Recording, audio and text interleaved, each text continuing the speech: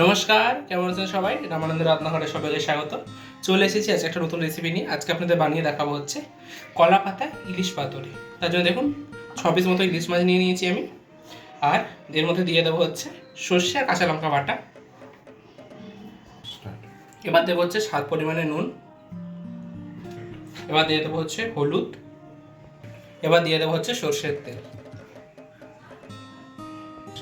মশলাগুলো ভালোভাবে মাছের সাথে মিশিয়ে নেব।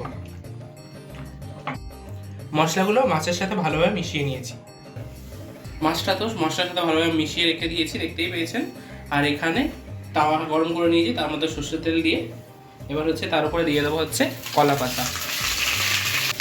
কলা পাতাটা দিয়ে দিয়েছি। এবার ওর উপর সুন্দর করে মাছগুলোকে সাজিয়ে দেবো। মাছগুলো কলা পাতার উপরে সুন্দর করে সাজিয়ে দিয়েছি। এবার 10 মিনিটের জন্য ঢেকে দেবো। 10 মিনিট পর ফিরে এসেছি। এবার ঢাকনাটাকে খুলে নেবো। দেখতে পাচ্ছেন এক পিঠ হয়ে গেছে। এবার এই পিঠটাকে উল্টে দিতে হবে।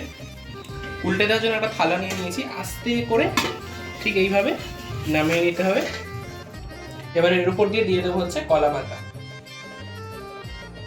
কলা পাতা দিয়ে ঢাকা দিয়ে দিয়েছি। একটা থালা দিয়ে ঠিক এইভাবে উল্টে নিতে হবে।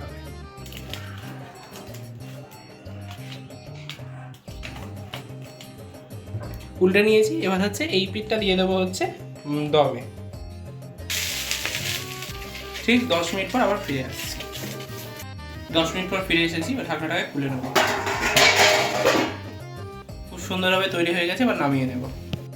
নামিয়ে নিয়েছি। দেখতে পাচ্ছেন খুব সুন্দরভাবে তৈরি হয়ে গেছে আমাদের কলা পাতা ইলিশ পাতুরি। ভিডিওটি কেমন লাগলো অবশ্যই জানাবেন। একটি লাইক, কমেন্ট আর শেয়ার করে দেবেন। পাশাপাশি আমাদের চ্যানেলকে সাবস্ক্রাইব করে দেবেন। Thanks for watching.